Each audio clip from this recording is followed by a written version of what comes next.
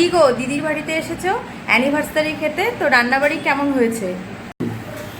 দেশি ট্যাংরা মাছ, ডিমালা, দারুণ ইলিশ মাছ সর্ষে বাটা দিয়ে আর খাসির মাংস, মজাই আলাদা।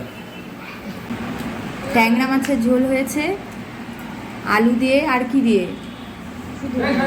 শুধু আলু দিয়ে, পেঁয়াজ দিয়ে। দারুণ দেখতে লাগছে, খেয়ে দেখতে হবে কেমন হয়েছে। ট্যাংরা মাছের সাথে ইলিশও রান্না হয়েছে। এটা সর্ষে বাটা দিয়ে কাঁচা ইলিশ মাছটাকে কাঁচা লঙ্কা দিয়ে রান্না করেছে। তো যখন খাবো তখনই বুঝতে পারবো কিরকম টেস্টি হয়েছে। আর এখানে রয়েছে মসুর ডাল, খাসির মাংস, এখানে রয়েছে আমের চাটনি। কেক কাটার আগেই অনুপম খেয়ে নিল, কারণ ও যাবে আজকে কলকাতায়, সেই কারণে আগেই খেয়ে যাচ্ছে। আমরা কেক কাটিং সব পরে করবো। ট্রেনের টাইম হয়ে গেছে, অনুপম বেরিয়ে গেল।